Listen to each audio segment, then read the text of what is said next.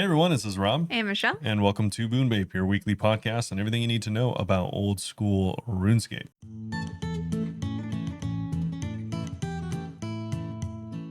Meet Merp.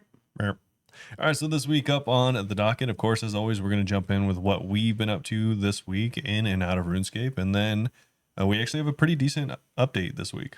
Yeah, well, not the update itself is smaller, but we have multiple blogs. So we're going to talk about the Golden Gnomes winners, the new Delve Boss reward suggestions, and permanent Deadman world changes. Yeah.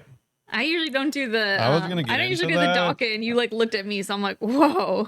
No, because you jumped in. I thought you were going to say something about the update. Oh no, you looked at me, and I was like, here I go, and then we have the Q&A. All right, yeah, but sure, all those things. I didn't know it was for commentary. I thought I was taking over, and I was like, oh my god. She's like, I started talking and you were quiet. That's like bizarre. No, it was really weird, uncomfortable. Yeah, so Should we we are start going to over? be talking about all those things. And yeah, and then of course we'll have our Q&A at the end, which I already we said that. highly encourage everyone to get into. And if you do want to ask us questions, feel free to ask us on Spotify or our discord.gg/Bunebape. We have a questions section as well. Or any of our socials in the description, or I say them at the end of the episode. Yeah. But before we get into all that really cool stuff, Michelle, how's it going? It's going really well. I was feeling motivated this week, so I went and anyone who doesn't know, like I put shorts out every day, and I've been doing that for over a year now, the daily, which is kind of cool. But I have been going through the old ones and making like compilation videos of them before I delete them forever. So I went and made like 10 of those. I'm just gonna be releasing one a week or so.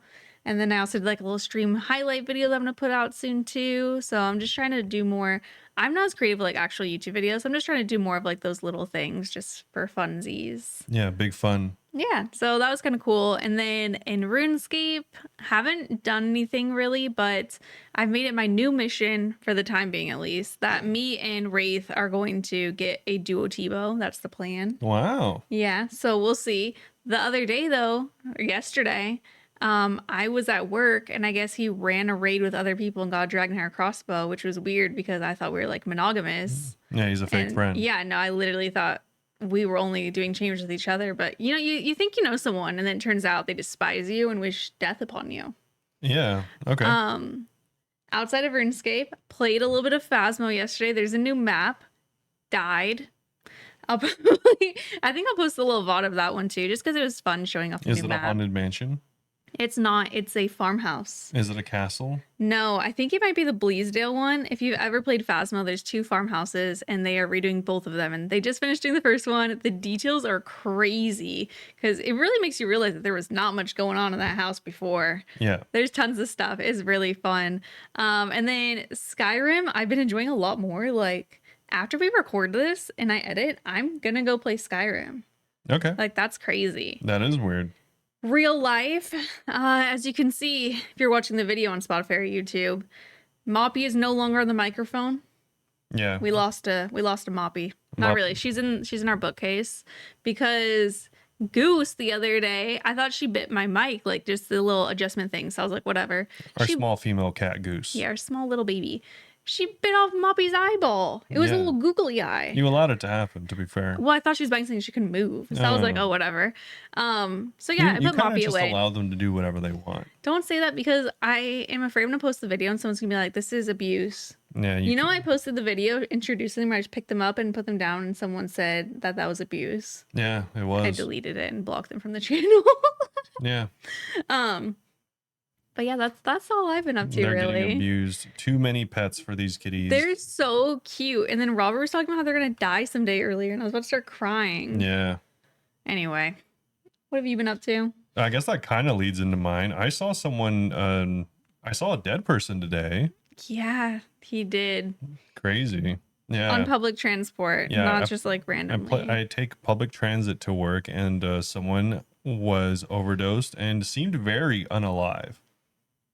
Yeah. And do you want to tell me you texted me? I could read them word for word. Yeah. Well, it immediately, it smelled really bad, which isn't unusual. It's not common for public transport. Yeah, it's not uncommon. And I was like, all right, it smells crazy. A security guard came on and someone was like, yo, you should check out this lady. And they did. And yeah, she seemed not alive. Yeah. But yeah, so they tried to help her out. I left. I don't know what the resolution was, but she definitely did not seem Oh, alive.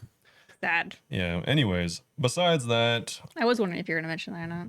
well, yeah, I mean that's That's kind kind of of crazy. yeah, kind of interesting, I guess. But I didn't really do too much. I did play a new game last weekend, kind of like Diablo or Path of Exile.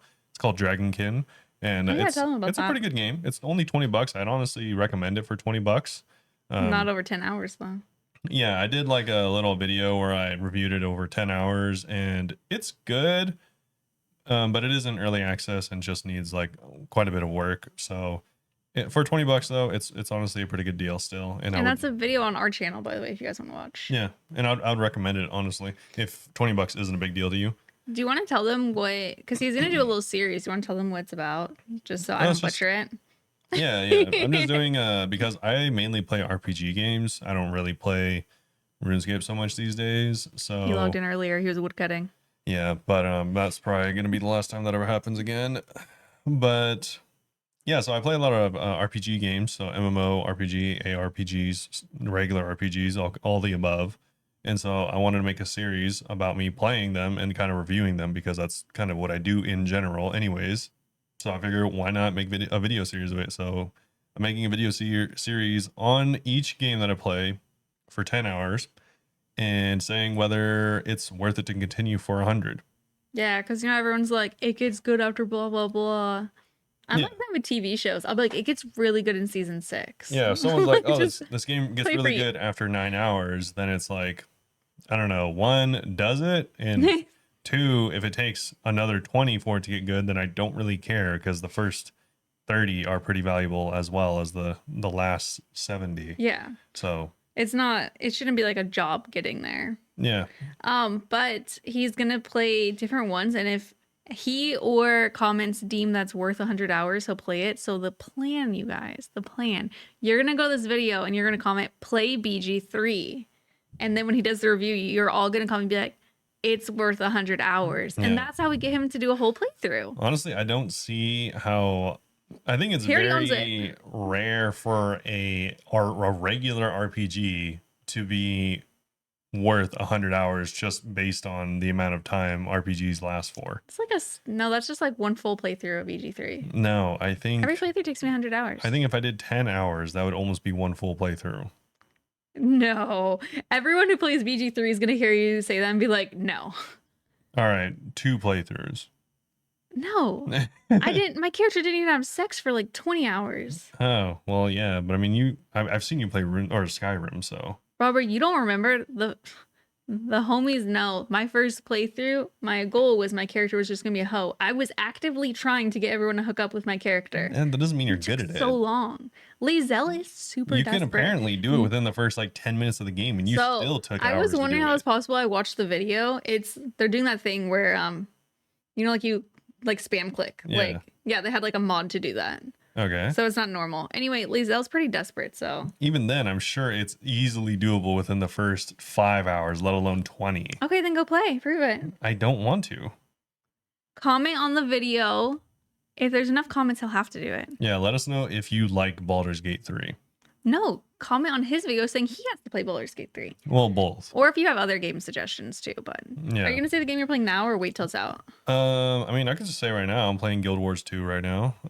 It's a pretty chill game. It's been out for 13 years. It's an MMO. It's pretty cool so far. I really like the combat, and yeah, I've only been playing it for a couple hours though. You really like Dragonkin at first too, then it slowed down, so who knows? I didn't really like Dragonkin. I thought it was pretty decent and fairly interesting. With progression, that was okay, and then it just like didn't continue. Yeah. So yeah. It slowed down. But yeah, that's all I've been up to this week. Just playing that and a bit of League of Legends. I finally got up to gold. Huge. Yeah, I mean, I didn't really play it at all last weekend. So yeah, I don't play League of Legends. I'm just assuming that's huge because he said it. no. So like it goes from like iron rank to Like platinum. silver, gold, platinum, diamond, master, grandmaster, challenger, Jesus. and yeah, Okay. You're getting there slowly. yeah. I mean, for instance, this by no means to speak on how good or not I am, because this isn't like a big achievement, but the majority of players that play either make it to or don't make it to silver, and I'm gold. Brag. This reminds me of that one time someone replied to the podcast back before they get auto approved, so it's still saying pending, and like Rob thinks that he's Rob from Path of Exile or something. Yeah, true. We do. And No. you've never laughed before. Yeah, true. Yeah, someone did say I've never laughed before, and I don't laugh a lot on this stream because there's not a ton of things that are funny in. Do you know how hurtful? News. Do you know how hurtful that is when I am sitting next to you? Yeah. The funniest person you've ever met in your life, and you're like, "Oh, nothing funny happens on the podcast." What? I don't know. The thing is, like, you don't have to bring me down with you. it'd be the same as like God. going like, oh, this news anchor that always talks about the most mundane stuff. The weatherman doesn't laugh enough. Yeah, never laughs. It's like, okay, yeah, I'm not reporting on Jim Carrey or something. Like, I don't talk about the newest things that comedians are doing. Like, why would I be trying to be laughing at the newest news for RuneScape? I do have a conspiracy. I was thinking about when we're driving home that that's actually, fair criticism, because he really doesn't laugh during it, which I don't. Like I said, it's crazy because I'm so funny.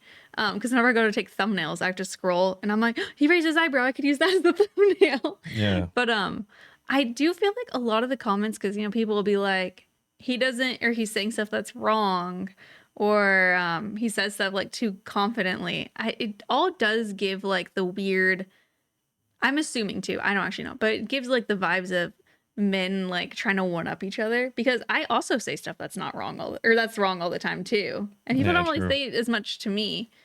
In a weird way, the sexism's protecting me, because I think people are like, oh, she's just a dumb woman, of course she'd mess up. True. But they call you out. Yeah, they expect you to not know. Yeah, that's messed up. Don't think that. I know things, and so does he.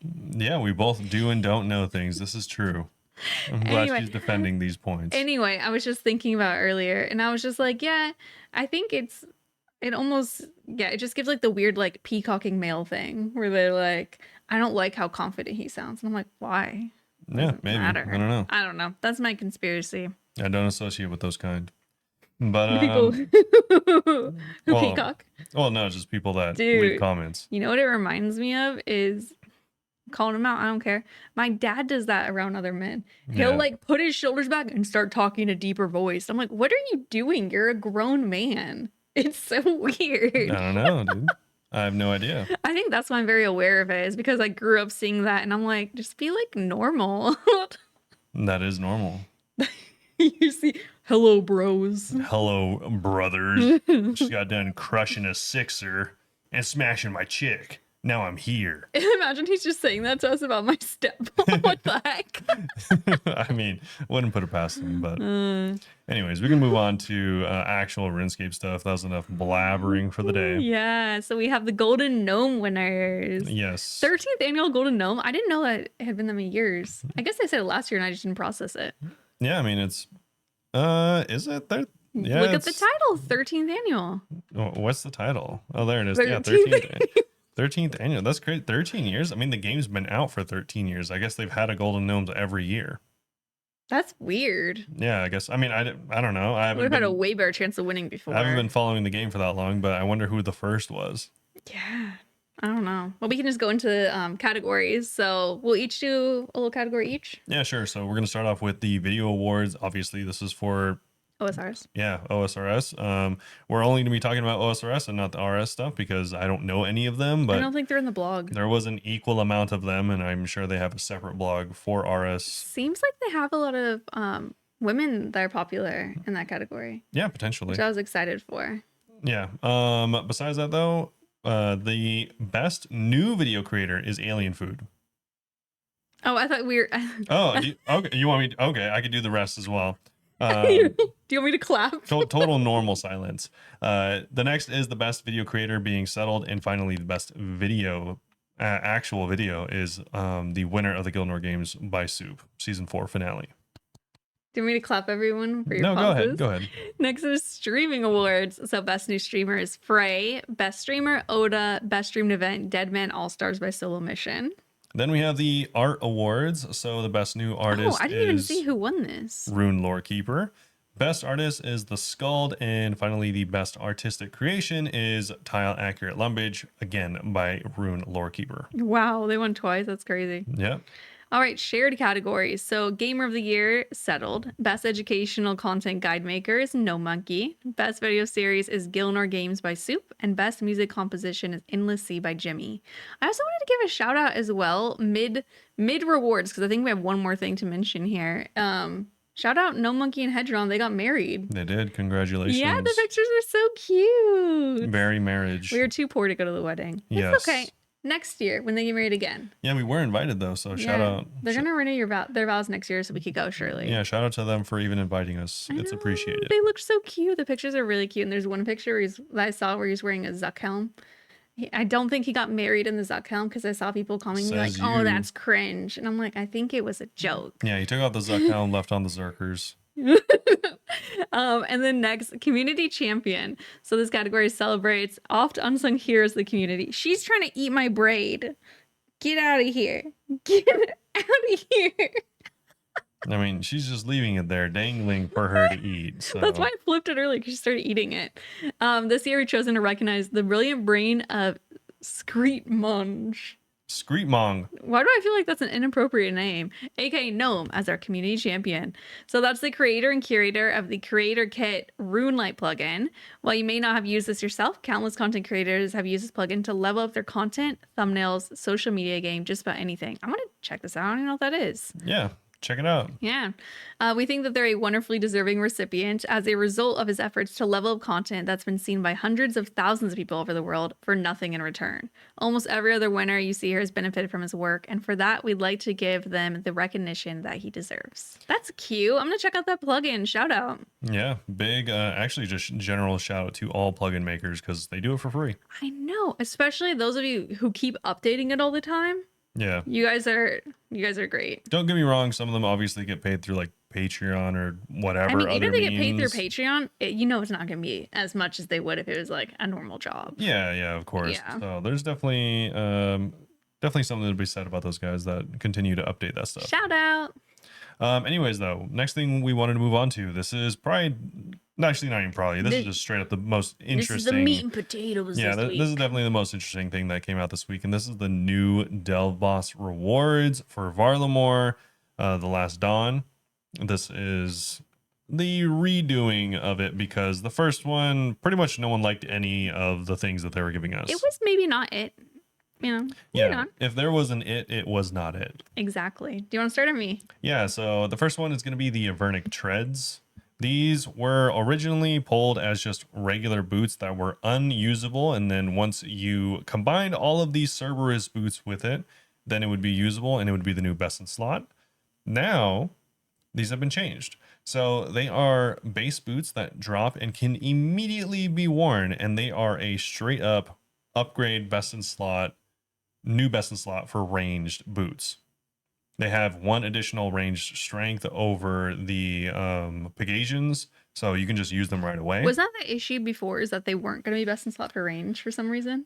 No, the issue before is that they were going to be best in slot for range, but you had to use Pegasians in order for that to be true. So hard to get. You know what I didn't think about is they mentioned, we'll say soon, it'll alleviate economic pressure on ranger boots. I didn't think about how crazy expensive ranger boots would get if that was added to the game. Because I mean, obviously they're still 30 mil, which they have been for a very long time. Dude, they probably would have been like 100 initially. I mean, people, lose them, die with them, and new accounts get made all the time that need Everyone them. needs ranger boots. So obviously you can only get them from treasure trails. If you don't know that, then medium clues, go do some. Yeah, so they are super hard to get even now.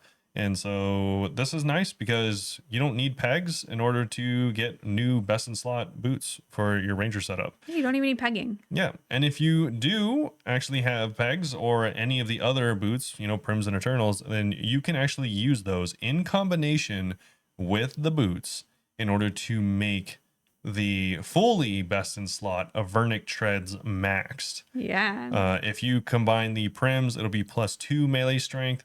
The pegs will be +1 range strength, and the eternal boots will be +1 mage or plus 1% mage damage. So the range will get even better than how they initially dropped too. Yeah, That's so kinda the interesting. final result will be 6 melee strength, 3 range strength, and 2% magic damage. And once they have been upgraded with the Cerberus boots, you cannot trade them anymore. You can unenchant the boots if you want, but the boots you use to combine into them disappear forever. You only Oh. get demon tears in return. So it's kind of like whenever you have an infernal harpoon and you undo it and you don't get your smoldering stone back. Yeah, it would be the same as like, I don't know.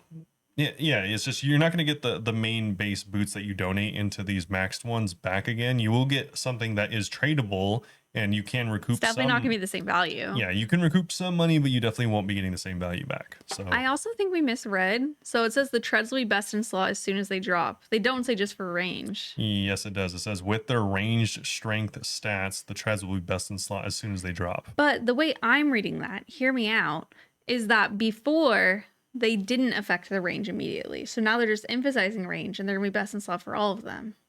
I mean, yeah. Let's look real quick. Just Are we so gonna do it? Are we 'cause- gonna look this up? just look up occasions since we're here. Because Why people not? always say we don't look things up. We'll look Oh it wait, I up. meant to look up primordial because we already know it's gonna be Pegasian. Let me search. No, primordial. you're just saying. I know it's gonna beat this. They just said it's gonna. I'm confused. Then you just said they don't say they're best in slot, and I was like, no, they say. What I think they're saying is that they're gonna be best in slot for all of them, not just range. So Well, I it's wanted not to true. look They up. match prims. I wanted to look up compare. Do you know the prim stats? Yes. How do you just know this? Look at That's 5. weird. They're actually worse than 5 prims. strength. Where'd the tab go? They're 4. They're worse than prims. They're stupid. I was like, what are you talking about? Huh?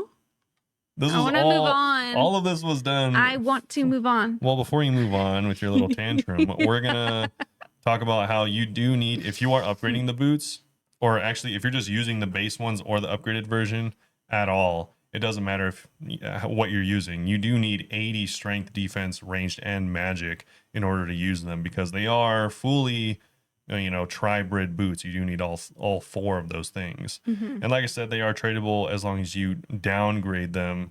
You will get the demon tears in return, which we'll talk about in a second, but you will not get your old boots back. As far as design goes, while they initially wanted to offer 3 different aesthetic options for these boots, the new design proposal complicates the work required to do that. So we proceed with just one, still very stylish option. Yeah. Lame. Why- Why'd you promise us any color? They didn't promise. But why'd you No. even mention it? While I do understand that, someone did propose a potential, in between for this over on Reddit, and I thought it was a pretty decent idea, where currently the boots are red. Yeah. Or they're black with a red highlight that becomes brighter if they're upgraded.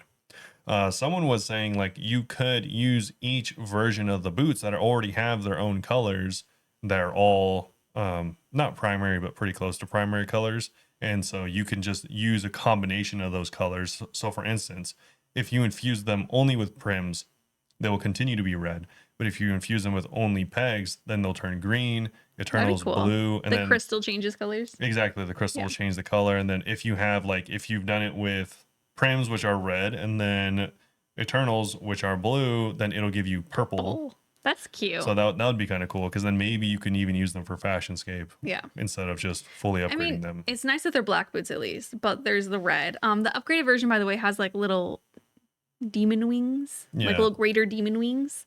The boots have it looks like embossed demon wings on them, and then they flare out more like they're flapping once they're fully upgraded. Yeah, I did see. I think it was Tina replied to stuff being just saying something about how a lot of stuff that they make is just black and red. Yeah. I mean, looking at full challenge mode Torva. Yeah. Moving on, so Demon Tears, which we've mentioned. This is a new resource drop that's tradable and consumable, and we intend them to be common enough that using them to create other rewards won't be too much of a grind. All our reward proposals require some of them, so we haven't settled on the exact amounts yet. While in most cases the Demon Tears will be used to craft upgrades, you'll see that the Eye of Ayak, which we're going to mention in a second, will use them as charges. We're aware that chargescape is a contentious topic, but we feel like recent change systems have struck a great balance, and the way you'll charge the Eye is one such example. I really like how this next reward looks. Yeah. The Eye of Ayak. It's a new staff that's 4 eyeballs, getting bigger. It's really only 3.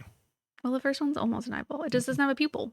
Okay. But they're like red to orange. When I first saw it, I thought it was like a crush weapon though. It was No, like, oh, you just like bludgeon. it is a very ornate looking one, that's for sure. It looks very pretty. And you know what's great is it's not going to be bad. Yes, this is actually going to be an incredibly good weapon. So this is a one-handed magic weapon, and it'll speed up your grind towards Tumikin's Shadow and give you power and utility beyond it. Don't get it twisted. I don't know why they necessarily said that, because you don't need this as an in-between until you get the Shadow.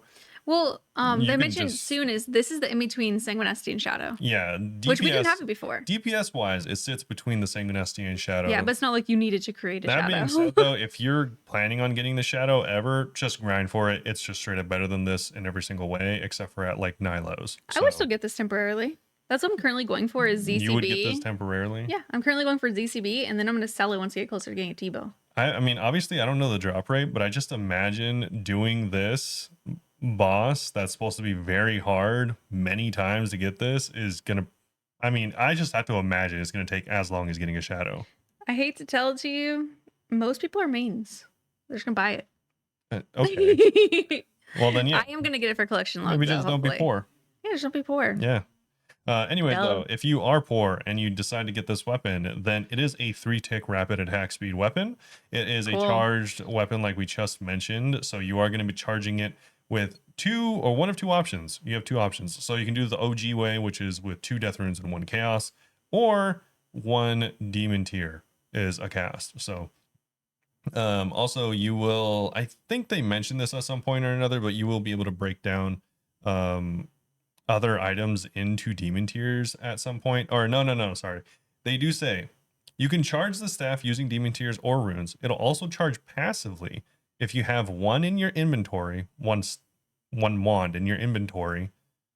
When defeating the Doom of Makuidal, uncharging the staff will give you whatever you put into it.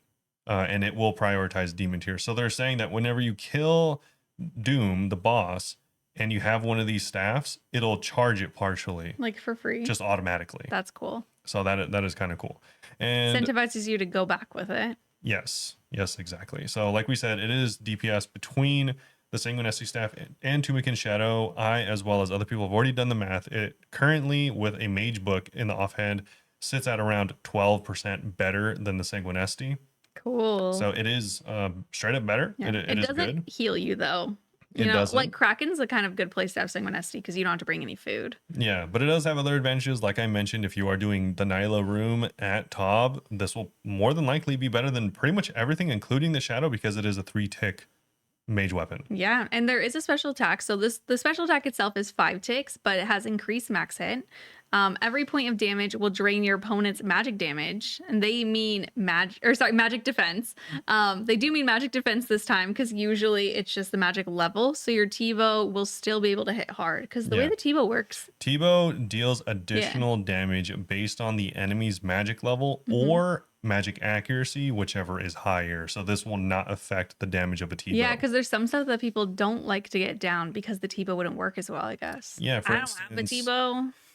You actually mentioned this earlier today when we were discussing this. If you Really? do use the upgraded version of Thammaron's Scepter, the Accursed Scepter, that reduces 15% of the enemy's magic level. I think it just says magic whenever I I think looked at the this- description. I could be so wrong, but I think that this is the only magic defense. Yes, reducer. I am almost certain that this is the only magic defense reducer. So this will be good in pretty much all cases. That being said, you'd have to hit incredibly high or with multiple of these special attacks, I think, for it to be like really good. It's not going to be like, I don't imagine it being on a BGS or Elder Maw level, but it is going to be pretty good, I guess. If you're really worried about magic specifically, it'll be huge. Yeah, exactly. If you're fighting a boss where you pretty much only use magic, and you might as well use the spec. I mean, you're not going to use any other spec. Yeah. And this will be tradable when uncharged, just like every other charged staff. Yeah, exactly. And The special attack is 100% energy, by the way. I forgot to say that. Yeah, 100% energy. And besides that, though, 83 magic requirement to use it. So, Cool. Next is Confliction Gauntlets. and many people are conflicted on these gauntlets. I think I like them. I do like them. Okay. You're less certain. Yeah. So this magic glove is an upgrade to Tormented Bracelet and provides you with an extra 2% magic damage and bonus magic accuracy. You can craft these using the Macchiato cloth, which will be an untradeable drop from the Doom on a Tormented Bracelet in a similar fashion to the Rancor amulet.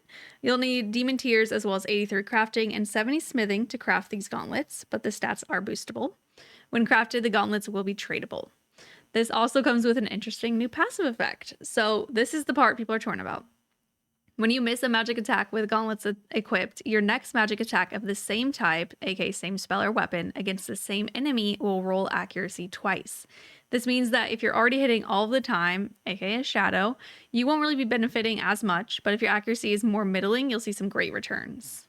So that will be, Sanguinesti, this new stuff. These are pretty huge. Yeah. I mean, also like Swamp Trident and things too. But you do have to have 90 hit points to equip these, which is kind of crazy. Yeah, I guess so. How do we feel about the design? I mean, the design, more just like black and glowy. I mean, it just I don't know honestly kind of looks like Zenite gauntlets. Because that's what it is. Yeah, I mean, it looks exactly like what it is. So yeah, I mean, I don't know. Okay. The design's okay. All right. Well, what do you think? About the effect itself? About all of it. I see him scrolling. He's looking for something he found earlier. I am scrolling and looking for something I found earlier. I'm seeing a lot of stuff that I want to look at. I don't want to get up and get my phone. A Lumpy Telly tattoo? That's really cute and creative. Yeah, I don't want to get up and get my phone, but... Oh, that's the crystals you're talking about for the boots. Yeah. He's scrolling on Reddit. Yes, but there is someone that made a really good like demonstration, or they did the math. Obviously this is a game of math. True. So they did the math on how much better this would make the shadow. Mm-hmm. And it's significant. I mean, it would just make it, I mean, they specifically call out the shadow and say that this is to help bridge the gap with other magic weapons up until the shadow. Because anyone that doesn't know, the shadow gets an accuracy bonus. It's passive effect. So it already is incredibly accurate, which is why it's so dominant.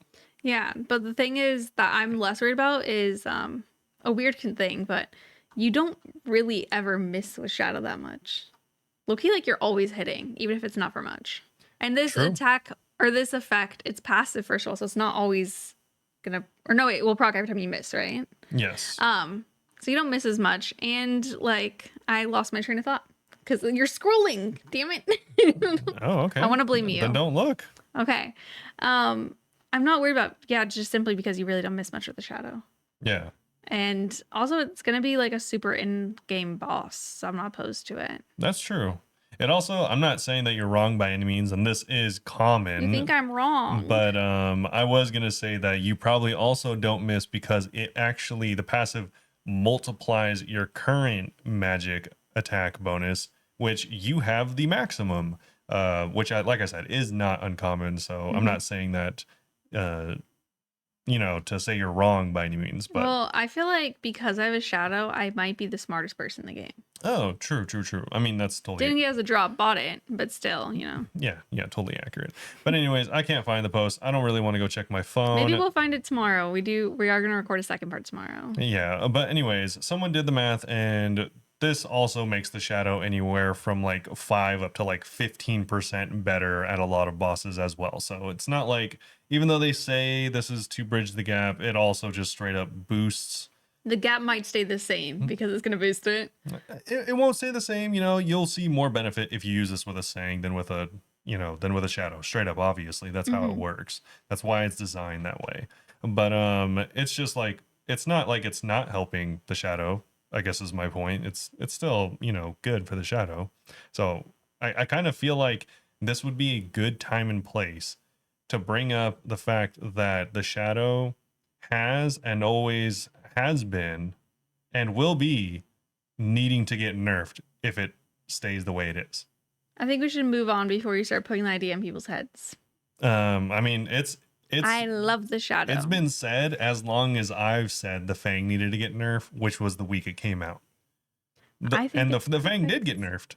But it's a mega rare. Doesn't that give it some... Yeah, okay. So the mega rare, when comparing mega rares, for instance, the Scythe. Where's the Scythe good at? anything that is large. You would never bring it to a 1x1 mob. I do. You wouldn't if you were Scariest. comparing it to other. Well, Scariest isn't 1x1. No, I was just thinking about I used it for every Scariest case. Oh, no, that's fine. Can I also admit something embarrassing? Yeah. I've had a scythe for so long that whenever I don't bring a scythe somewhere, I genuinely don't know the next weapon people use. Oh, it's just a fang. Is it a fang? Yeah. Okay, because I sometimes bring a fang and I'm like, I don't know if this is like embarrassing. Yeah. I mean, you obviously you could whatever. I bring a whip. I'm not gonna tell you whether you're wrong or right. You can bring But like, I know a that solid blade. You know, if it's a slash mob. I know there's specialty. I mean, like, what's the generic basic? I mean, fang, right? It's fang. Yeah. Okay, cool. Yeah, there's nothing so else. funny the price difference between those two. Yeah, just like wow, 9 mil, 1.9 bill. yeah. But yeah, I mean, that's crazy. The thing is, the scythe has a place. Anything large, obviously, you're using the scythe. Or me everywhere. Anywhere you can get 4 hit splats, you're using the scythe. The T-bow.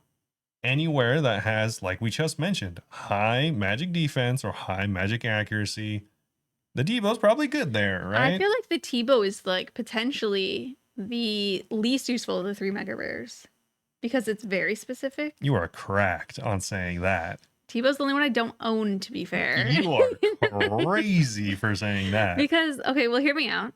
I take the scythe everywhere. I take the shadow everywhere. Okay. I know people with T-bows that are like, I'm bringing my Bofa here. Or I'm bringing Zerite here. Yeah. But I don't know anyone with a shadow that's like, I'm going to bring Sanguinesti. Oh, well, because you know I mean, yeah, sure. Or like, I'm going to bring Fang. Okay. I see what you mean. But also, I can't process farther than that. But also, that's what I think. That's what I'm saying, is you wouldn't bring the scythe everywhere unless you were rich / a main. Like, you're not an Iron Man unless you're super endgame isn't going to bring a scythe to go do like a task or something, or Scurrius forever. My first 100 Scariest KC, I was using my scythe to kill the little rats in the room too. Yeah, that's crazy. For anyone that doesn't know, I'll just drop it in here. The scythe is like worse than the fang at a lot of places unless it's a big mob. I'm still going to keep bringing it. Yeah. Obviously, if you want to bring it, I'm not going to tell you to play the game. You don't have to be rude to me. But I guess the point is the T-bow, uncontested at some places is just straight up the best in slot. That being said, at every boss ever that includes mage, you are bringing the shadow. Shadow's so good. Little mob, big mob, boss, minion, strong defense, low defense, it doesn't matter. People were talking about how Zilliana is going to be like great for it. Or no, what were you were saying that someone like replied to like Gnome's video saying how no one brings shadow to Zilliana? So yeah, someone was saying, to be fair, I do. I didn't watch the video, to be fair, but apparently some people are generally saying that No Monkey is kind of blowing the capabilities of this gauntlet out of the water a little bit. Maybe that's true, I don't know. But some people rebutted him by saying that no one takes the shadow to Zilliana because, or maybe not no one, but that the T-bow is still better at Zilliana than Shadow, and that's just wrong. The Shadow is already better at Zilliana. Is it? Already. Good thing I don't have a T-bow. So even with these, it'll be even better. Yeah. I think it's like 12% as well. It's funny enough, it's like the same number as the wand. It's like 12%. Someday we'll invite Gnome on the podcast. I feel like you guys have similar thoughts on stuff. Yeah. People think he hates the game. People think Robert hates the game. Some people did bring up stuff that if it are true, I do think maybe, he might have been overstepping on saying how strong these will be. But I do agree that these seem on, at a first glance, they're too strong is what they seem like. Even from an in-game this entire boss? Conversation was just leading up to me thinking that they're too strong. Yeah, I don't love doing math, so I would honestly have to try them in game. And even if I try them in game, it might be that thing where, like the shadow, where I like it so much, I'm like, it's not too good, just because I like it. Yeah. For anyone that is like unsure about why accuracy is so important in this game, go look at the Fang. This is the same. Outside of you having to miss for this to activate, this is the same exact effect as the Fang currently has. And the Fang used to be twice as good, right? Until it got nerfed. Yeah. The Fang is insane. It still is insane, and it's already been nerfed. So I don't know why they didn't nerf the Shadow and the Fang at the same time. I think they should have. I think it's kind of obvious that they should have, because they put themselves into a, like, literally are choking themselves. It's not a big deal yet because they haven't like fully begun squeezing, but brother, you are incapable of putting more mage items into the game without the Shadow getting stronger. And it's already incredibly strong. Every accessory. Everything you you can add. add shields. Anything you add. Shields, because it's two-handed. You can add shields. You're going to have to add a shield that gives you like 30% more damage in order for this wand to be like on par with the Shadow. Well, it shouldn't be on par with the Shadow, to be fair. Exactly. So it'll still be even more busted the longer the game goes on. I don't know. I do see an issue with like the longevity of it. Yeah, you can never have anything better than Ancestral. You can never have anything better than, you know, the Occult. Like all of these things. Anything that adds accuracy. Which, Like, wait, we're actually, well, we got Virtus, I guess. But I was going to say, we're kind of due technically for like mage upgrades because we've gotten Torva and Masori more recently. outside of weapons, yeah. Yeah. We'll see how that goes. Exactly. I'm all like, the reward space is so limited because you've boxed yourself into having this weapon that triples the accuracy of all your mage gear. We just need a better Shadow. Yeah. I mean, You're saying we're boxed in. I say we can go further. yeah, I guess so. We can take this farther. Because it's not like, yeah, that's the main thing, is it's not like there's a limit. It's not like, oh, the accuracy is only good against big bosses like the Scythe or mage bosses like the T-Bow. It's just always best in slot. I So love the Shadow. it's funny because these people don't have a problem with these gauntlets so much as they have a problem with building How they'll around affect the the Shadow. Yeah. It's always the problem, is the That's Shadow. fair. Anyways, though. Speaking of something else that you don't like as much. Yeah, biggest problem in the game. The demonic digger. Yeah. This one, I mean, I like the design. It's cute. Yeah. It looks like a demon's wing turned into a spade. Sure. This is thanks to Frey_27 on Reddit for this idea, by the way. This one's a random one, okay? The boss is going to have a chance to drop a burrowing appendage. And this is that even the boss's name? Ostoayak? Ostoayak. I thought it was the Doom. I think that's like its real name, kind of like how, like, you know, I thought it was the Doom and Macchiato. like immigrants have a real name and then they have like everyone calls them John because they don't know how to say their real name. Maybe. I think it's like that because it's called the Doom of Makoidal or whatever. Yeah. But its real name is Ostoayak.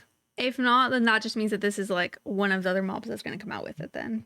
Yeah, I think what I said is just true, but I guess that's possible. So it's going to have the chance to drop a burning appendage, one of the little spike tips from the bottom of his shield. This can be used with a number of demon tears and a spade to produce the demonic digger. This is a one-time demonic tears cost, not charged.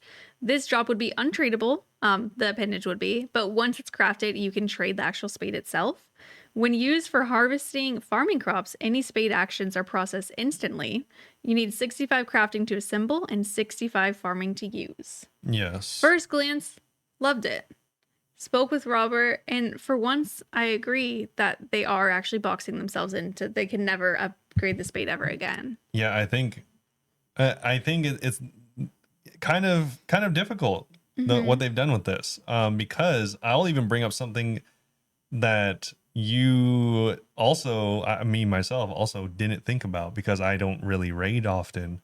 But I was already thinking that this might be too strong just because it's going to save you so much time. You know, if you take however long to do an herb run, which is extremely common even for mains to do herb runs, is you're already saving so much time. This is just by far best in slot. I don't know how you would usurp this later on is my main problem. And if you did, it would be too crazy. Like, I did see someone saying this sounds like a good League's reward.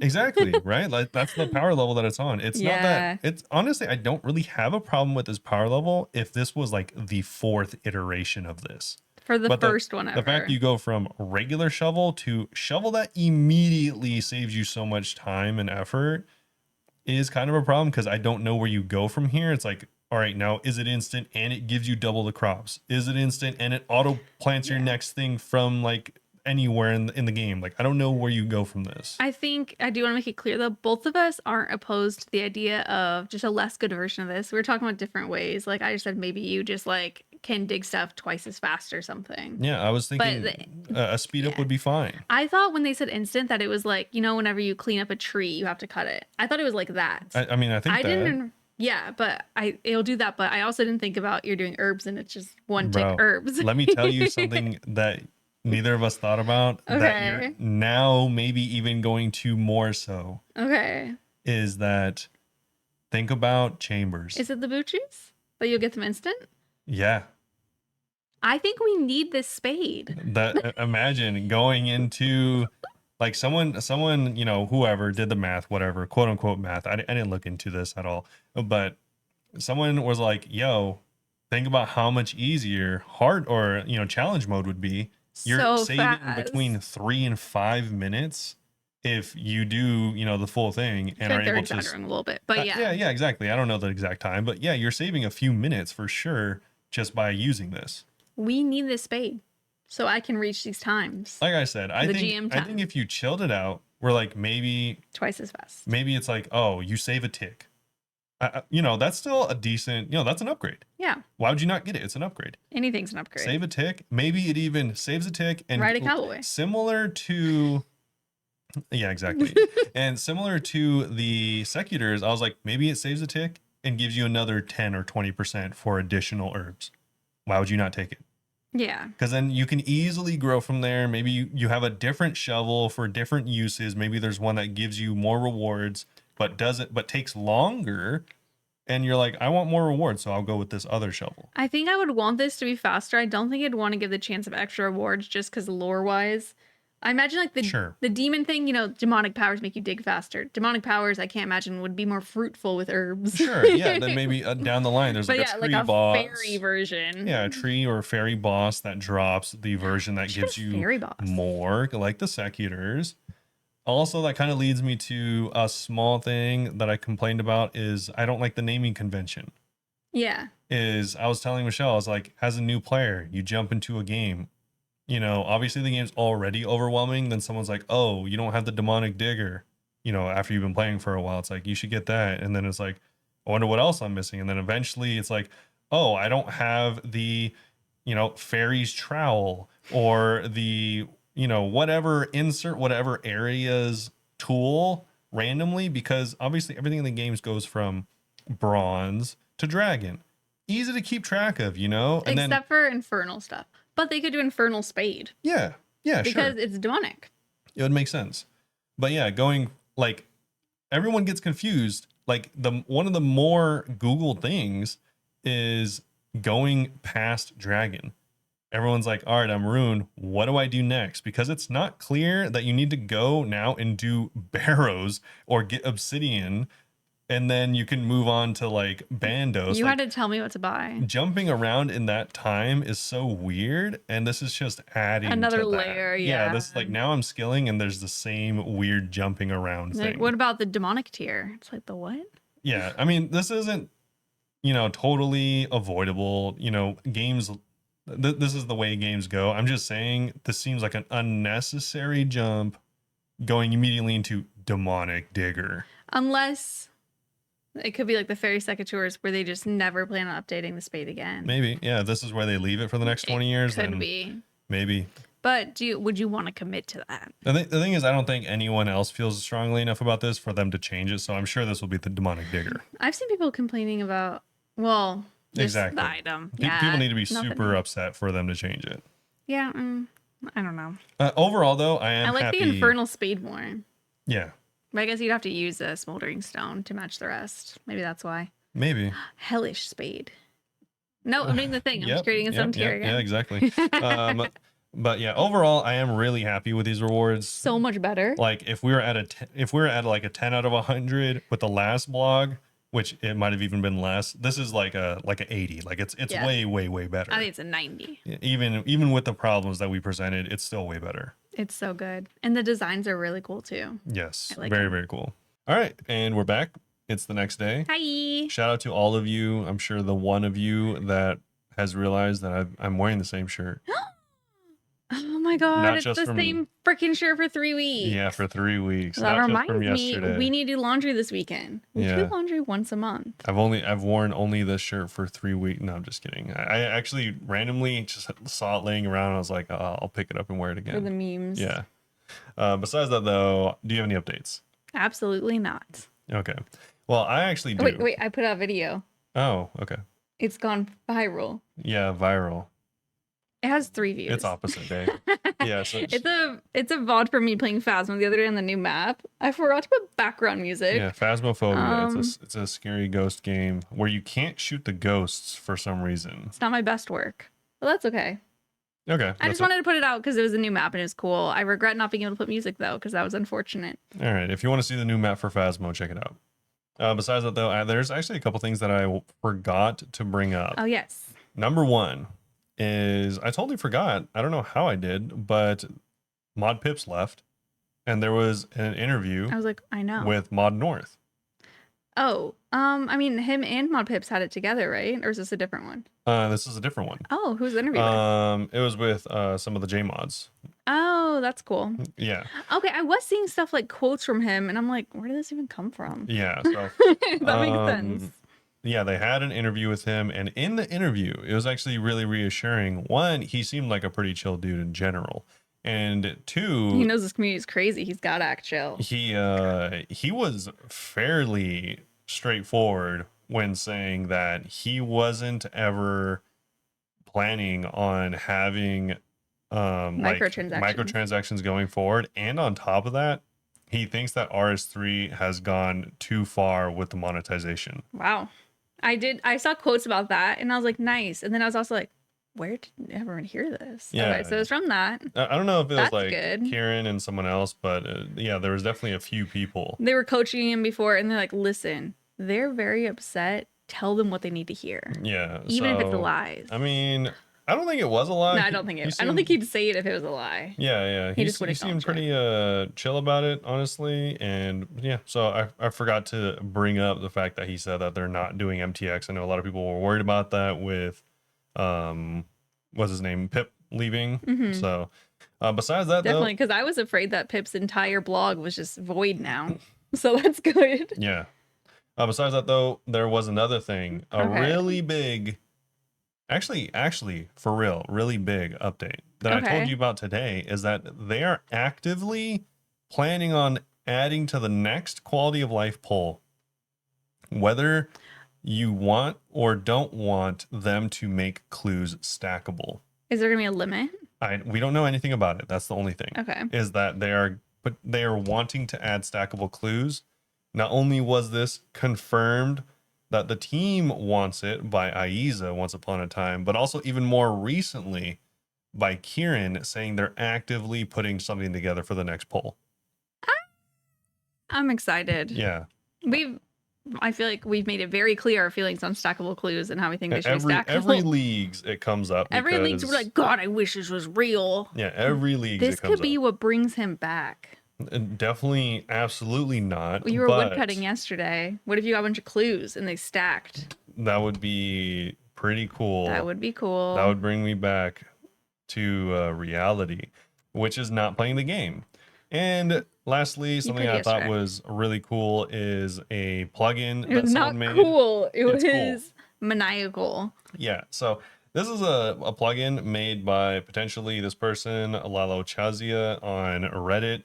I don't know the actual name of the plugin developer. Mhm. But anyways, it's called Missed Clues. And essentially, for anyone that doesn't know, they kind of recently had an update where now anytime you have a clue that would drop for you, but like let's say it's a medium clue and you have a medium in the bank, it'll say, oh, you would have gotten a medium clue, kind of like I a get pet. so many of those when I was at Scurious. Yeah, exactly. So Yeah. kind of like exactly how the pet message happens if you are going to get a pet, but you already have one on you or I something think like it that. like used to be red and they changed it because people thought it looked like the pet thing and Yeah. it was tricking everyone. Yeah. So to build off of that, someone made a plugin called Missed Clues, and it'll tell you just like normal that you've missed a clue and it's a medium clue. And then it will actually do a random like test generated loot roll of what would have been in that clue tell you what loot you potentially just missed out on by not getting that clue, and That's telling so you the brutal. value of what it is. Why would you want to know is my thing. Why would you want to know? Yeah. It's all RNG at the end of the day. I don't want to know. Yeah. What didn't happen is none of my concern. Yeah, I mean, it doesn't matter because it never happened, but it's just showing you But it could have. what you're foregoing by not doing it. Or it could have been none of the things that you rolled, and it was just me, the Bloodhound. Yeah, true. It could have been all or any or none of the above. Masters are the only ones that I will not leave my bank simply because I think, what if it's a Bloodhound? Besides that, though, I did think it was funny because Mod Husky was the only J mod that commented on it saying you're insane. So that was pretty cool. But Mod Husky was right. Yeah, exactly. So besides that, that was pretty much just stuff that I forgot about going into this week's update. But speaking of this week's update, though, my final update is related because there was 4 hours of downtime. I know. I heard. Yeah. Now that I have like an office job, I don't have to worry about stuff like that anymore. Yeah. And I mean, for us, it comes out at 2 a.m. So by 6 a.m., when we wake up normally, it would have already been over. Back whenever I would stream till 4 in the morning, though, whenever stuff like that would happen, I'd be like, let's go play Resident Evil, I guess. True. On top of that, there were actually, from what I understand, it wasn't even technically Jagex's fault, but there were server instability issues this week a couple times. I did see stuff about Ironman dying or Ultimates losing their death piles. And, anytime there is servers that go down, which is what happened, then people are like, oh, UIM death piles, obviously an issue. Or hardcores, obviously. This game really relies on good servers, which is funny because I feel like historically we don't have great game servers. No, I really don't think we do. We don't. Probably better than some others, but remember whenever it was in 2022, because it's whenever we were in the Netherlands, and it was down for like 24 hours? Yeah. That was crazy. Also, that kind of reminds me, World of Warcraft had a couple outages this week as well. Their servers also suck. And also, I think they had another one last week. And it's funny because on the hardcore WoW servers, they have hardcore WoW servers now. Yeah. And these are like the classic servers. But anyways, they call it the Purge because people are certainly absolutely gonna die. Oh yeah. And it's similar, you put a ton of time, and the thing is you can't die, and there's a lot more group content in World of Warcraft to get the end game gear, and there's plenty of people posting like their dead characters with like, really good gear. It'll take them like months to get it. And they're all like, someone's all like, yeah, I died to the Purge, I unsubscribed. Yeah, I mean, like, and they had like they'll probably be end-game back, gear. but yeah, rough. Unfortunate, but anyways, that is just something I wanted to talk about going into this update because it happened during this update. Honestly, forgot about it because I sleep through everything now. Yeah. And also we're so spoiled because there used to be downtime every single patch. No more though. I know. We complain about the servers, but there did used to be like an hour every week. Yeah, it was an hour every week, which is not that much to be honest. But compared to the nothing we usually get, that's awful. Well, speaking of nothing, we can talk about the update, which has improvements for World 45. Which has nothing to do with us. Yeah, anyone that doesn't know, World 45 is Deadman. It's permanent Deadman, and you can go and enjoy permanent Deadman as much as you want, but it is missing a lot of stuff from the Deadman events, but no more. No more. And we are going to zoom a little bit and not talk about our thoughts because straight up, we don't know what we're talking about here. Yeah, I've never logged into World 45. Me either. I've done Deadman years ago, did some clues, got Holy Sandals, and was like, wow, that's so lucky. And then I like stopped. Yeah. But if you are one of the very few that like to log into World 45 every once in a while. They have no need to call them out like that. One of the very few. One of the select 5. Okay, statistically, probably a couple hundred. There's less than 100 people logged into the server at any one time. Yeah, but a couple hundred total. But maybe a couple hundred total play it. So shout out to you, and maybe this will get other people to jump in every once in a while. Yeah, that's true. Some of them seem fun. I'm sure. I think it's like one of those things where people like revisit like once a year, obviously outside of the event, and then I'm sure right after Deadman mode events, it really picks up a little bit. So yeah, and then maybe after patches like this too. So there are some changes. Shout out to them for doing this, I guess, because I don't think they get a lot of love. But they have some charming changes. So first up, they're introducing 4 brand new charms that supposedly pack a punch. Don't try to wear them, I guess. They're strictly for your inventory. If you love you can't even make your little jokes here because we don't know what this means. Yeah, I don't know what this means. He's trying to emphasize like jokes, and I'm like, I don't know I if don't that know makes what the sense. I don't know what the charm I don't know if system that makes is. sense. Why can't you wear it? No one knows. Anything. Anyways, you keep these charms in your inventory, and if you die in battle, two things happen. They turn into a small amount of coins for the PKer, and they shatter into glass, which goes to your gravestone, so you can keep a little collection of the charms that you've lost. That's kind of cute. No, that is insult to injury. I don't know why they would do that. I It's don't. I don't cutie want a from the reminder. memories. I don't want a reminder of how many times I've been PK'd. I like it. Next is talking about different charms more. So the nimbleness charm, I want to say nipple, boosts the number of marks of grace on the floor from 1 to 5. Lets you use any shortcut regardless of your agility level. Oh, that's although, nice. yeah, although item requirements still apply, and allows you to automatically re-pickpocket NPCs until you can no longer do so. That one's nice. I had that in Leagues. It's so good. Yeah. I The was next remember one. seeing 13 mil thieving XP an hour at Fires. Oh yeah, That was so especially cool. because at with the leagues one, you would get the loot from all of the surrounding ones as well. Yeah, it was so good. The next is the stockpiling charm. So this is going to triple your rewards from Temperos, Wintertot, and Guardians of the Rift. Stacks your clues and Clue sends. scroll drops. Oh, stacks your clue scroll drops. Sorry, which is Kind of cool. Are You're you- gonna get a bunch of repeats. arguably definitely not as good, but still good nonetheless. And then also it sends your resources gathered from mining, fishing, wood cutting, and farming straight to your bank. So that's really nice. Yeah, the clue scroll drop stacking one's definitely the least exciting there. Yeah, just don't get caught out with any of these because obviously they disappear. They're shattered into glass. Yeah, but you can buy more, I'm sure. Or get them. We don't really know how this works. No, I think you do. You buy them off Do the you GE. buy them? Yeah, you find them. Oh no, any NPC with 200 plus combat has a chance to drop them, and Yeah. you can also find them in boss breaches. So Yeah. you can't buy them. I think no, they have like the GE, I don't know. or do they not have the GE? They might, but I don't think you can buy charms. I think these are untradeable. I don't know. Let us know if charms are tradable. Wait, I was pretty sure they are. better yet, if you play in the Deadman permanent world, reply anywhere and let us know. Because yours being like, are the charms tradable? Let's first see if anyone even knows what we're talking I'll about. tell you my thought process is because whenever Deadman comes out, and I'm assuming this is the same for World 45, is there is an exchange ratio for main gold to Deadman No, gold. there's a GE, but they don't say that you can buy it here. It's mostly what I meant. Well, you can during the Deadman event, which is why I'm referencing it. But I don't know if you buy the charms. Okay, I'm saying you can buy the relics in Deadman. Can Oh, you Yes, can. You can. Yeah, but these are different. Okay, they're pretty much exactly the same. But yeah, I'm tired let of us fighting. know. Wow, she is so sassy. She's like rolling her eyes and everything. She has something to prove. Let us know if these are tradable or not. And if I'm wrong, don't tell us.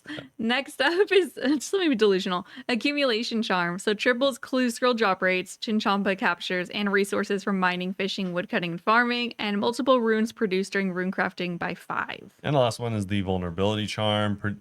Boosts your accuracy against monsters by 50% in all styles. Multiplies thrall max hit by 5 and reduces incoming damage from monsters specifically by 25%. Really nice charms. These also like leagues things. Yeah. And speaking of boss breaches, they're actually one of the main parts of the Deadman events, and now they're actually coming to World 45. Yeah, they're back and here to stay. So every weekend, 1 and 2 breaches will appear across Gilnor, offering a shot at ancient warrior weapons and a brand new set of permanent Deadman uniques. So vengeance, fairies, and undead trinkets, plus those new charms we just listed. Just a heads up, while you be raking in the loot, sigils and corrupted weapons are still off the table, and these breaches are strictly a weekend-only show. So if you work weekends, sorry. Yeah, so like we just mentioned, usually you can buy and sell sigils, but they're not in World 45 yet. I don't know if they ever will be, but yeah, that's not going to be on the table. Also, like they said, no corrupted T-bows or anything like that from these bosses. It's all the other things. So it's still going to be cool. And if you do play, obviously you're going to want to play on the weekends because I'm sure there's going to be, 10x as many people, even if that's only like 200 people. But it's still going to be way more. More people might log in now just because of this. Yeah, definitely more people are going to log in on the weekends for sure. So And up to 25 NPCs spawn in these area breaches, by the way, whereas up to 6 NPCs spawn in specific location ones. yeah. So there's still going to be a bunch of bosses. We're not going to talk about the breach loot balancing or the breach monster restrictions because I don't really know how those work in general. We don't want to just list them? We can just list them real quick and not discuss. Sure. Yeah, sure. We can discuss them. Okay, so monster attack restrictions. In the permanent Deadman world, if you still have protection time remaining, you're in the no attack zone. This means you can't attack anyone in multi or single areas, and breach monsters are off limits too. Also, we have the breach loop balancing. Each breach monster now drops 1 chitin per kill. There's a 50% chance that you'll receive a second regular supply drop instead of a chitin. And also, breach spawns will occur only on the weekends every 4 hours in permanent Deadman, starting at 0200 GMT on Saturday. And they are going to alert you in chat whenever it's happening. So, like, their examples are a breach is spawned at north of the Boneyard. Powerful monsters now roam the area. Multi. Yeah, it'll tell you if it's in single or multi as Yeah, well. that's kind of nice. If you don't want to You deal don't have to with waste your clans time. and stuff like that. So PvP adjustments and permanent Deadman. We starting out with combat brackets. Told you we're just gonna zoom through this. I'm sorry, I don't know nothing about it. Yeah, we're saying these things in case they mean Just something in to you. case. They literally mean less than nothing to me. I don't understand. I them. personally think we talked about the charms too much. Okay, there you go. We're literally gonna fight over these charms. Combat brackets. So brackets are separated into levels 3 to 75, 76 to 85, and 86 plus. That's to try and offer diversity in builds. Once you reach those higher combat levels, there are only a few specific types of builds that dominate the others. Each bracket now enjoys a 2 times unique drop rate modifier.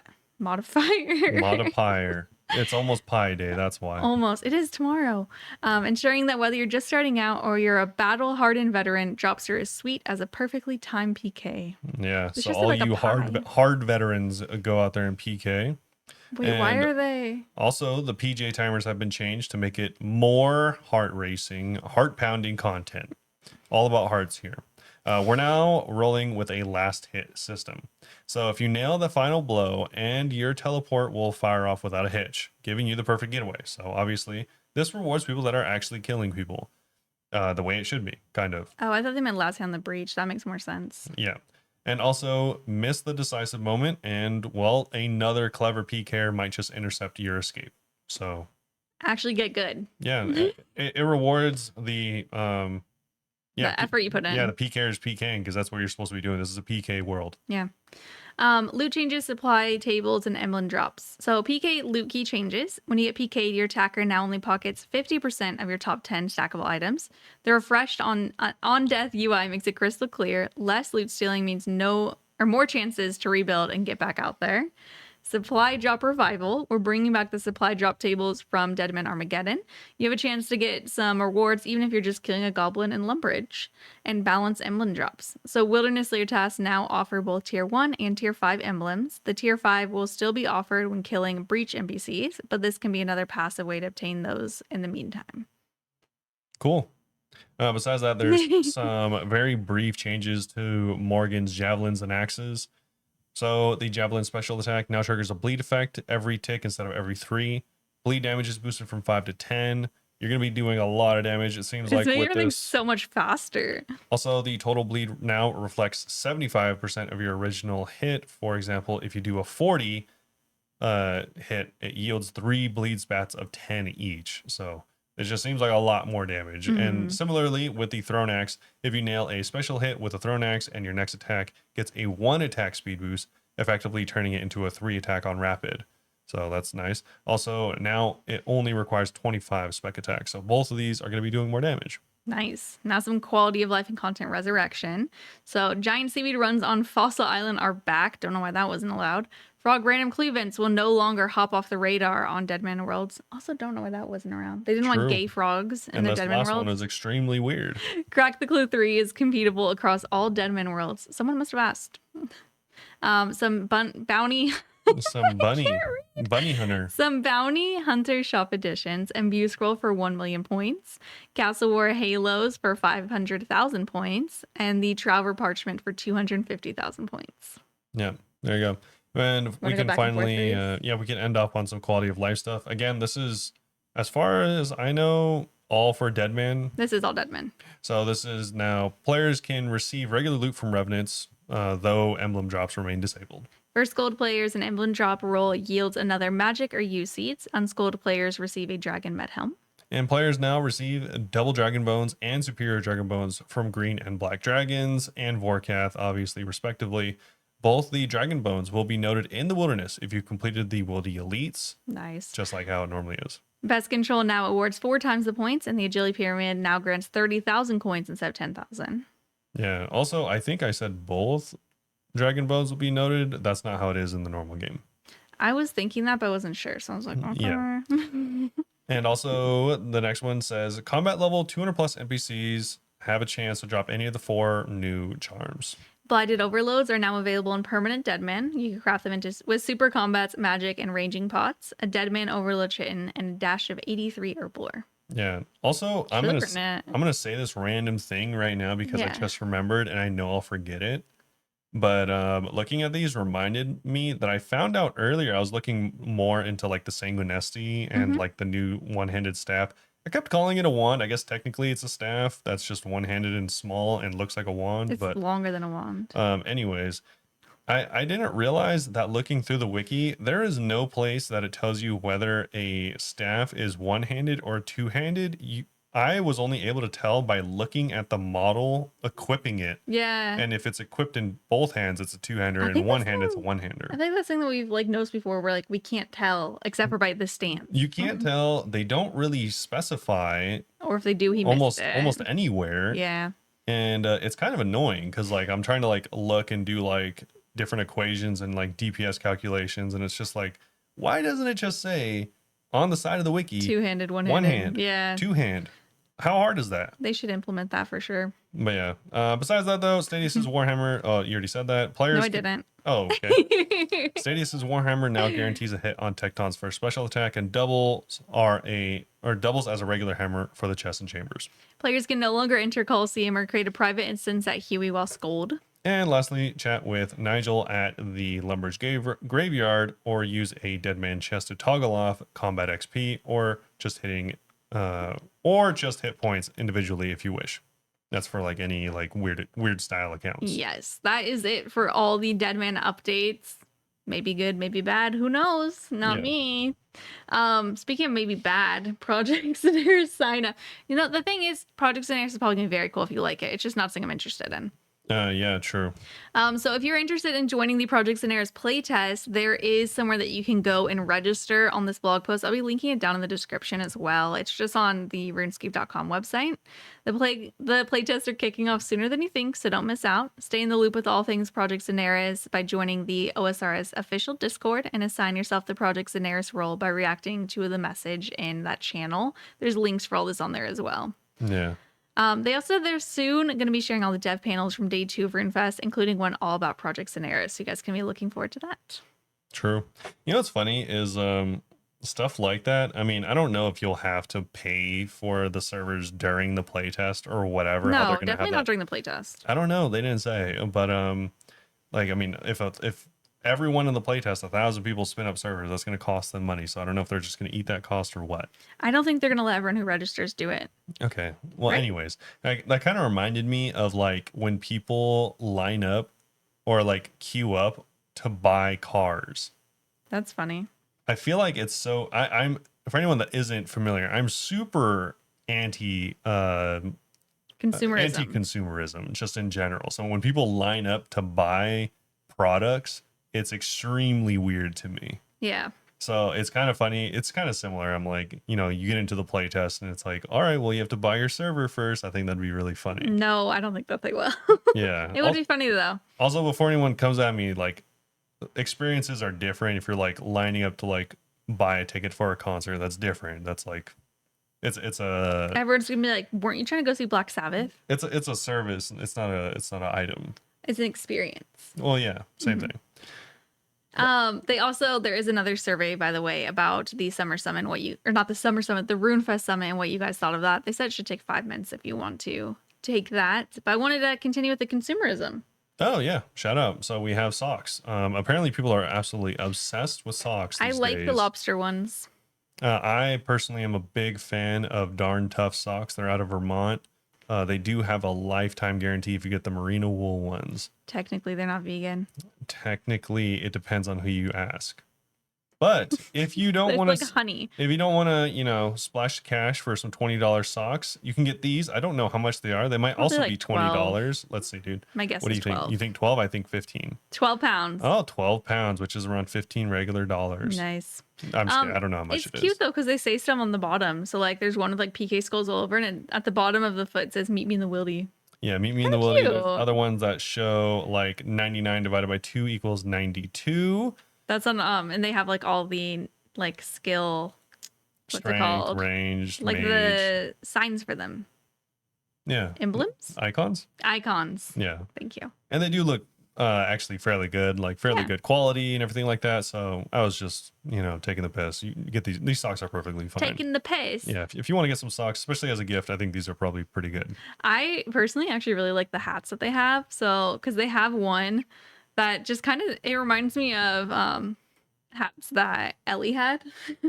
Where I bought one of her like beanies a long time ago, and it just like says "sit with a chair" because they have one Yeah. that just says like "nice" with a RuneScape font yellow, and I like it because they have like god ones that has stuff under the bill of the hat, Yeah. which I think is like kind of a cool, unique design. And their shirts, I think that they were inspired by Mitchie Fox because they're kind of doing like the metal-y vibes. True. Also, I saw Mitchie Foxes are still there though. yeah, I saw several people or several mods on the couch recently, all wearing Mitchie Fox stuff. Yeah. Yeah, or I think it was all Mitchie Fox stuff. It definitely looked like That's it. sick. Yeah, so they do have some cool stuff. You can get a Tiz Call Zuck shirt that looks pretty metal.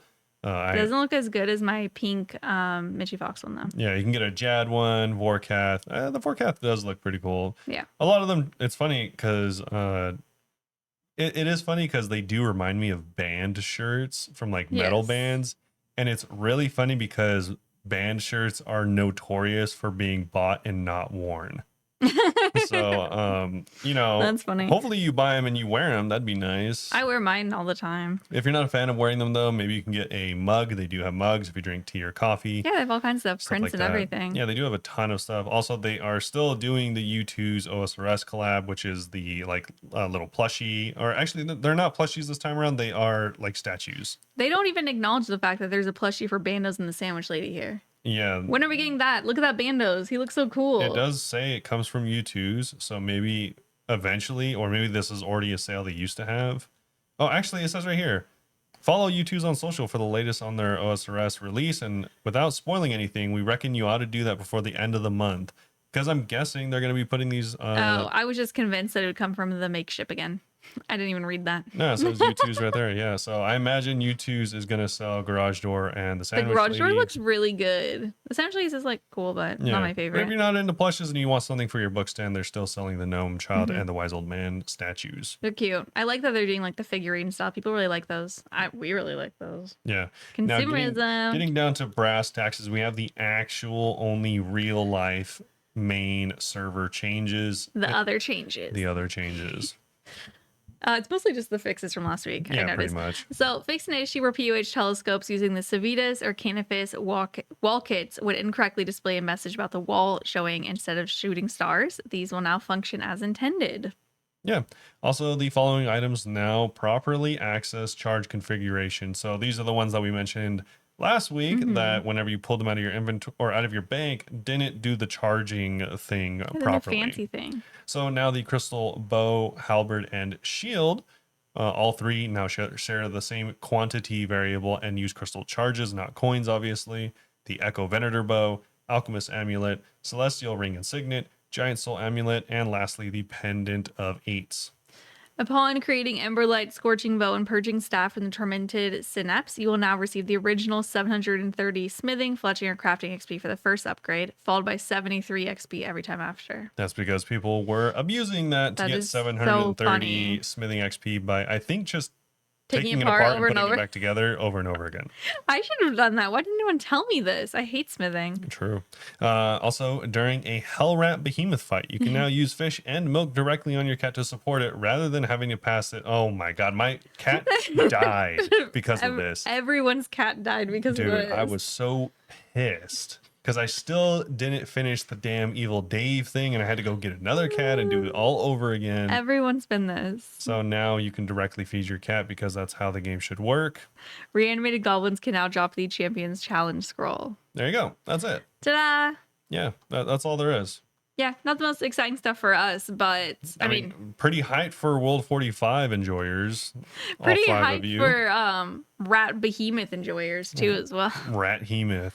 But we do have some Q&A to go over. We do have some Q&A to go over. He's looking at the merch. Yeah, shout out to Zach for the anime recommendation. Oh yeah, the Shangri-La Frontier. I didn't even watch it, just Robert watched it. Yeah, it's pretty good. I think I caught up. I was like on episode 25.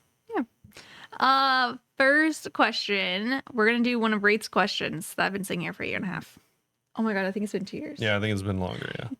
So some of these questions we might have answered at one point in time, but I don't remember. So what do you think about promoting more player design content? Rate said, one of the things a JMod has said lately, AK in 2023, that raised an eyebrow was that Rage 3 was very expensive content to make. That's not the least bit surprising, but it implies that the team has to think more carefully about what projects to take on, since investors are looking at development hours and planning how to maximize their returns. I think players often design content that's just better or more efficient than what a JMod envisioned. It's true that outsourcing design to players loosens the grip Jagex has on its own IP, but I think it's a viable way to get better ideas into the game much more quickly. So, what do you think? Promoting more player design content. I very much dislike getting people to do your work for free, essentially. I think at least I like it because we get some cool stuff. The reason I wanted to say it this week is the spade, that was player design. We get cool stuff, but at least give them a bond. Something. Yeah, I think I don't think they give them anything. I think they should maybe try and come up with or implement some type of like bounty system where they could even like do it in a collaborative effort, because people are just doing this stuff because they want to. Like they literally have nothing else to do with their life. Gentle Tractor just made up Varlamore. Yeah, like they just straight up like this game so much and are just so zoned in on this game that they just do this stuff for fun. Free and for fun. That's like what they like doing on a Saturday. Mm-hmm. So I think you should incentivize it, not just to get more submissions, but to get even higher quality submissions. Yeah. Where you could be like, we're thinking about doing, you can be super vague about it too, but like we're doing content based around like burrowing and it's demonic. We need some reward ideas. I just understood how the spade was so relevant. It burrows into the ground. Exactly. So it's like, submit your stuff here, and the one that we like the most is going to get, whatever, a year or a bond or 4 bonds. I don't really know or care what the reward is, but that way the bounty system makes it so it's like, oh, clearly all of these things are going to be curated around what we're actively looking for, not just random things. And then it'll be a lot better for everyone. But sometimes the random things end up being the best. So that spade was random. The Din's Bulwark recolored to look like Zuck was just a random idea. Varlamore was random. Yeah. Crazy that Varlamore was just a player's idea. Well, the thing is, they are random in the fact that they release the content or the poll or the blog about whatever they're doing, and someone's like, I like that idea, this is what I'm doing based around that idea. Whereas if they had time leading up to it, it could have been even better. That's true. More people could have a chance to try. Someone else could have had an idea that you just maybe cut it too short, or maybe they're posting to get popular enough. So they need to do more like how they did with the Soul Reaper axe, because that one was player design, right? That one was player design, yeah. And people love the Soul Reaper axe. I mean, it's cool. It's definitely a super niche item, but yeah, it's cool. I've used it. Someone let me borrow it though. It wasn't mine. Yeah, I think it should be more of a collaborative effort instead of like cherry picking random things because people are passionate about the game. Like, what if people weren't passionate about the game? We wouldn't have the Soul Reaper axe. We wouldn't have all these things we just mentioned. It's kind of like ridiculous. I don't necessarily think it's bad the way they're doing it now, but I think they should reward people for using their ideas. It's cool they're giving them shout outs, but I'm like, you don't have to like give them money or something, like give them a bond, something to show you appreciate more than a shout out. Yeah, is what I think. But I do love seeing people's designs. It's really cool to be like, a player designed this? Yeah, I guess I just think of it like it would cost the company almost nothing. Oh yeah. And it would gain them so much. That's true. And also on top of that, I was thinking about race original comparison. And it does remind me of that they should probably just no company should ever really think in terms of profit, because it's kind of like, if you make a good product, people will come, Hmm. right? Like, it's obvious. People walk through your doors because you have a good product, not because you did the best advertising Yeah. typically. If that is the case, they won't stay.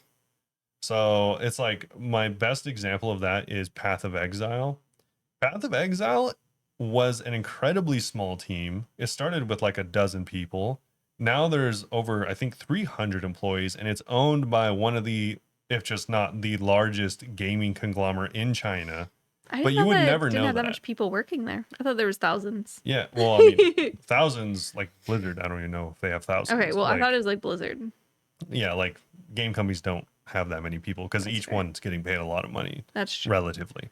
So but yeah, that, like, they're owned by like this giant Chinese conglomerate, but you'd never know they even sold the company unless you look into it, because the company is just all like, continue doing what The you're quality stayed the doing. same. We honestly don't care what you're doing. Just keep doing it, because your game is obviously successful every year. So you have a successful monetization Hmm. and people want to play your game. So it's like, if you just focus on a good product, then, like, money takes care of itself, right? Yeah. So So just start competitions for the players. yeah, Okay.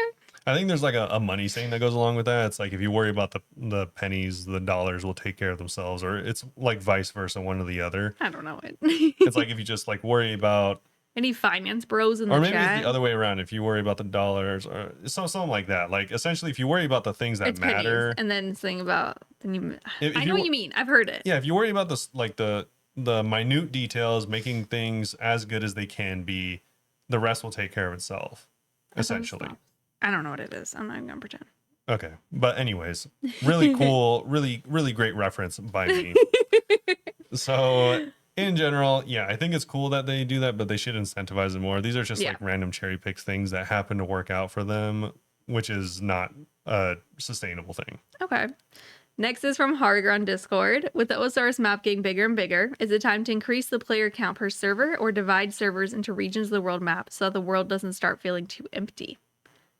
I don't think that they need to change that yet, because you can find worlds with tons of people doing stuff if you want to. But I kind of like that you could also find worlds with no one there, because, that's what you want when you're doing wilderness clue steps. Yeah.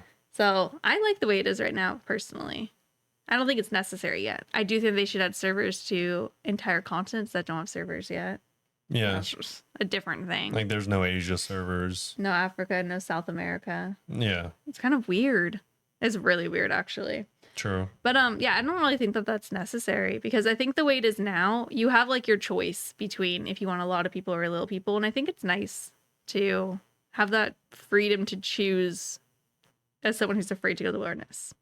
Yeah, true. What do you think? I don't really think it's necessary. I think there's a good diversity, because I mean, if you want more players in the server, one, it's really hard to balance, because it's like, if there's more players, there's less resources. Mhm. Yeah, that's just how it goes. Yeah, like in leagues, whenever it starts, you have to line up to cut a potato tree. Yeah.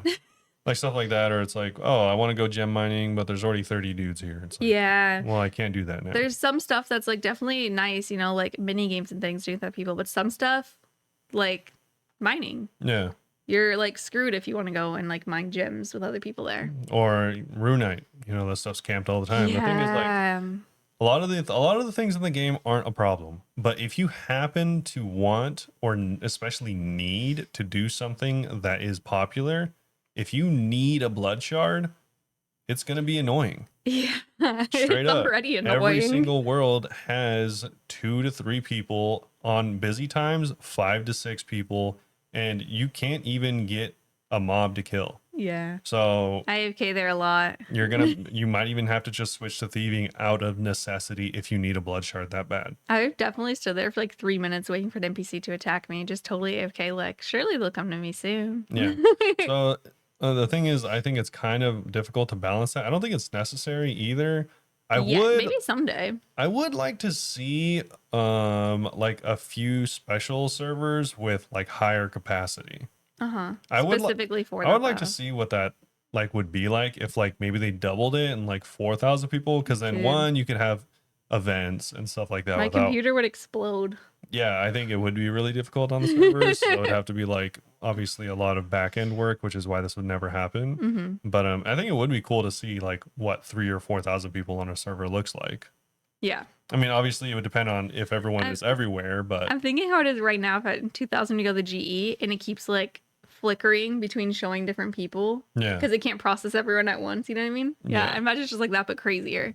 Yeah, that being said, 2000 is 2000's a lot. Like a lot of players, a lot of games don't host 2000 players, especially the fact that they can all be in a similar area. Yeah. So it is a lot, and I don't think it needs to or will change anytime soon. Okay.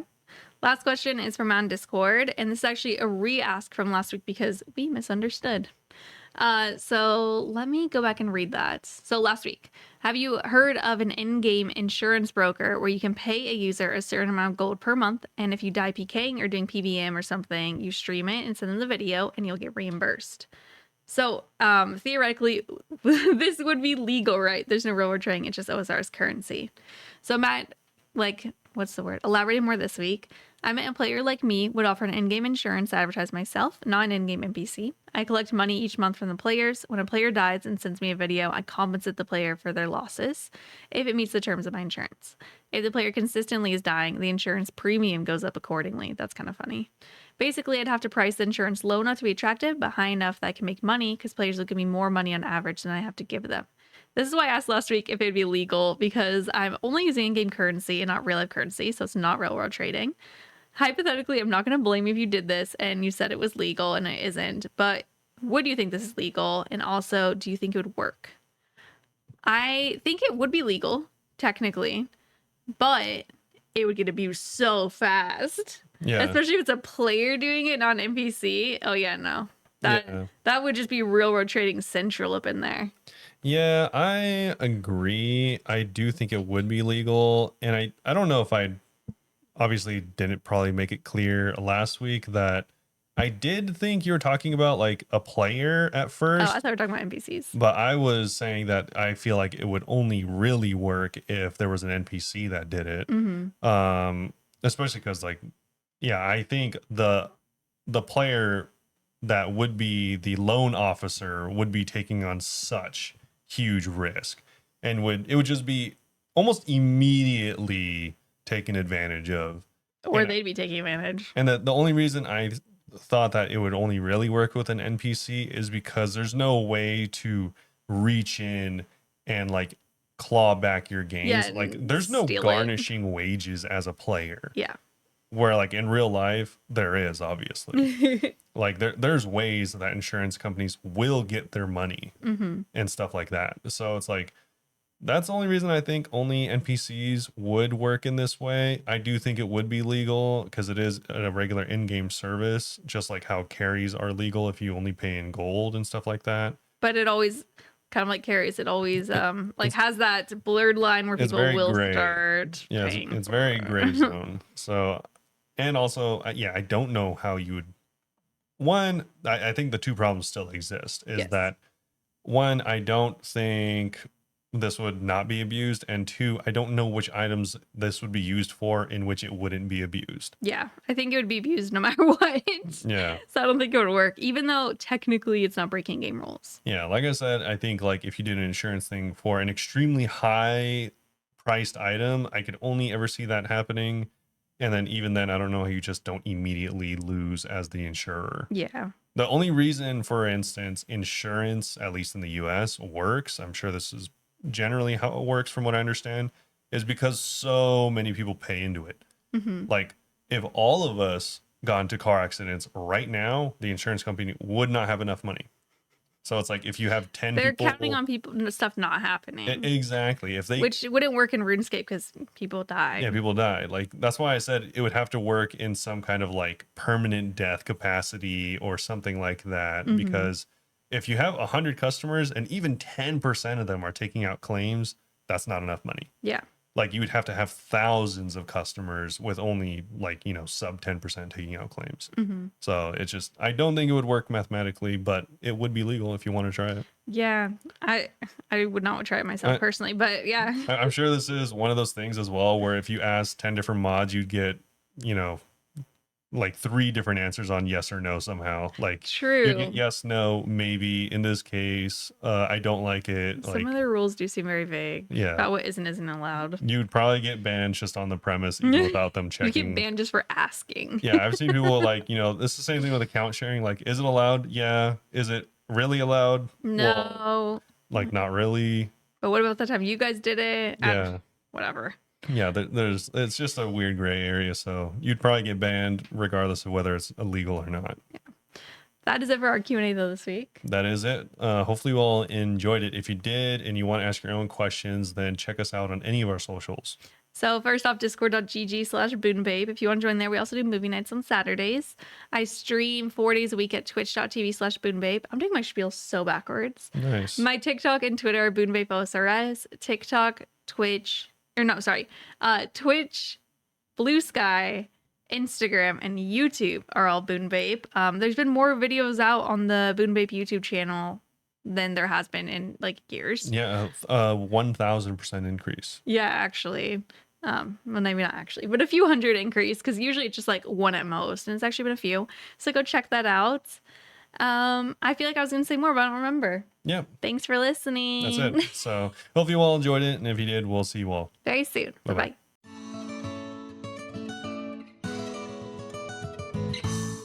You were showing your hole on stream, Goose. Her hole's gonna be in it. Yeah, that's what she does.